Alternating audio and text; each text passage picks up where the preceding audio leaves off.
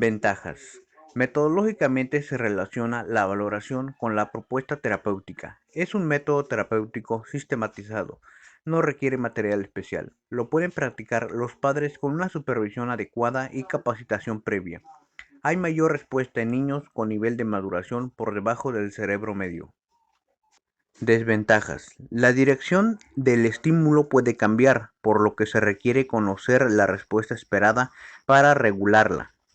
Se aplica mayormente en niños que en adultos. No sistematiza la estimulación en las áreas auditiva, visual y táctil. Hay mayor énfasis en la estimulación propioceptiva. En la primera fase, la posición de cúbito dorsal es asimétrica, tanto en el recién nacido como en el niño con riesgo de parálisis cerebral y adultos con alteración motora central.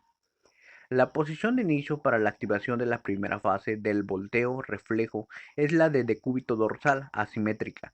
La cabeza está girada hacia un lado en un ángulo de 30 grados.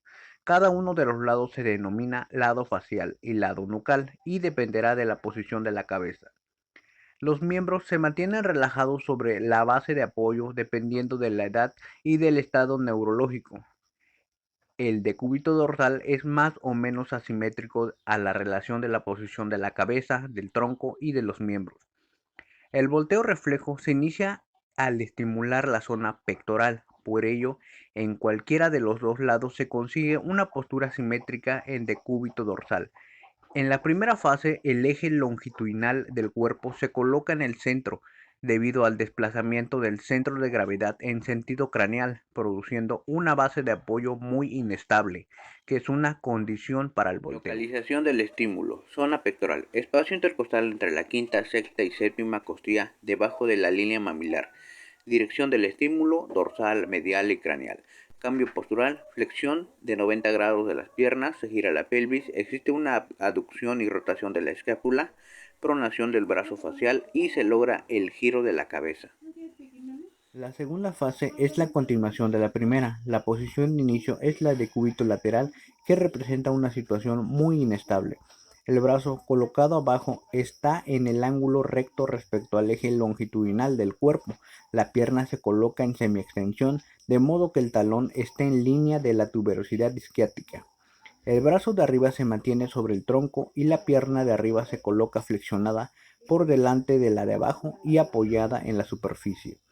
La segunda fase de volteo reflejo contiene la misma respuesta motora y actividades musculares que aparecen en el desplazamiento cuadrúpedo o gateo. Región escápula. Localización del estímulo, borde medial de la escápula. Dirección del estímulo, variante A, lateral, craneal, ventral. Tipo de estímulo, perióstico, combina el estiramiento del músculo serrato anterior. Dirección de estímulo variante B, mismo lugar, medial, craneal, ventral. Perióstico en tipo de estímulo, estiramiento directo sobre los abductores de la escápula. El estiramiento se traslada a los abductores de la escápula. Cambio postural, se origina el movimiento oblicua sobre la cabeza. La continuación y variante es en la región acromión, fosa ilíaca, glúteo medio. Localización del estímulo, borde ventral del acromión, espina ilíaca y glúteo medio. Dirección del estímulo, dorsal, caudal, medial. Va de acuerdo a su variante A y B. Tipo de estímulo, perióstico combinado con el estiramiento, sobre todo en el muslo deltoides en su porción anterior, del muslo pectoral menor, fibras superiores del trapecio, estiramiento transferido al muslo pectoral mayor del hemitórax debajo. Cambio postural. Brazo de abajo, articulación del codo. Pierna colocada arriba, articulación de la rodilla. Localización del estímulo. Epicóndilo medial del húmero, epicóndilo medial del fémur. Dirección del estímulo, medial hacia el hombro, lateral hacia la aducción, hacia la cadera. Tipo de estímulo, perióstico de carácter propioceptivo, presión de la cabeza humeral de la cavidad glenoidea. Cambio postural, provoca una ligera supinación en la mano, la extensión con desviación radial. Perióstico de carácter propioceptivo, presión de la cabeza femoral en la cavidad cotiloidea. Pierna colocada abajo talón, antebrazo colocado arriba, hipófisis estiloides del radio. Localización del estímulo, borde lateral del calcáneo en la inserción de quinto dedo de tuberosidad, aproximadamente 1 centímetro. Dirección del estímulo, proximal, dorsal hacia el hombro. Tipo de estímulo, estímulo perióstico de carácter propioceptivo. Cambio postural, se refuerza la tensión de la pierna, del pie queda en dorsiflexión. Reptación refleja. La posición en decúbito vertebral es la partida de la reptación refleja con sus zonas de desencadenamiento de la actividad motora refleja. A partir de estos puntos de estimulación se inicia el proceso de motor de la separación de sus propias actividades musculares.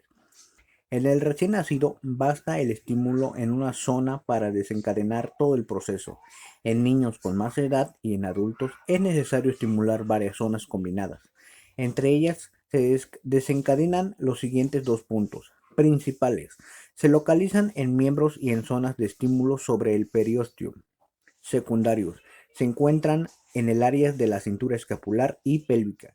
Pierna nucal. Localización borde externo del talón calcáneo justo en el origen del músculo aductor del quinto dedo.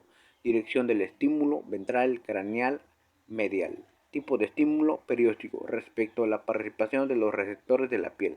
Acción. Provoca el movimiento de extensión de la pierna, los dedos se flexionan, no hay enderezamiento, brazo nucal se desplaza hacia adelante.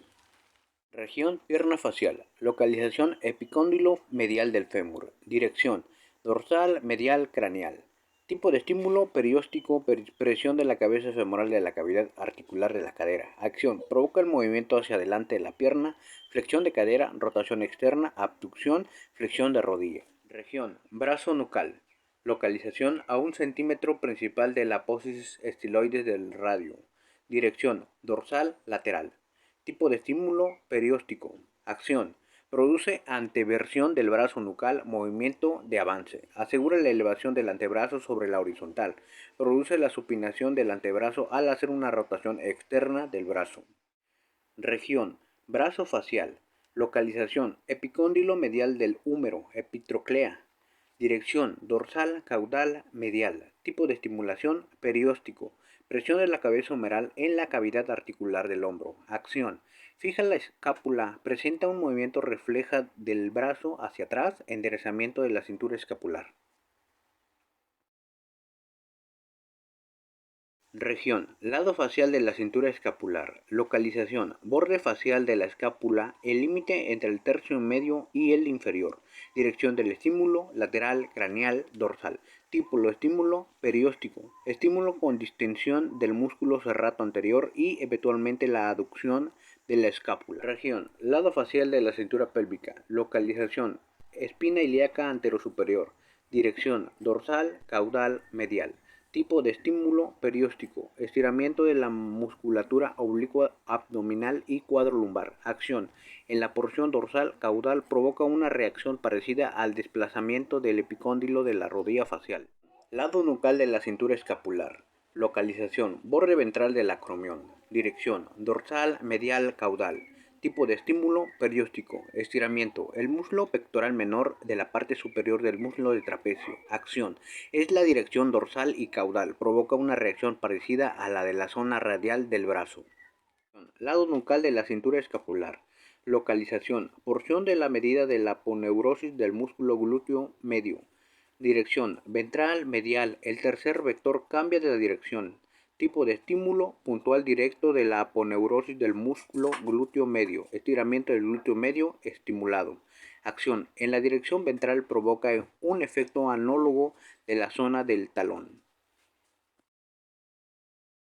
Región, tronco, localización, inmediatamente debajo de la escápula en la línea escapular media del lado nucal.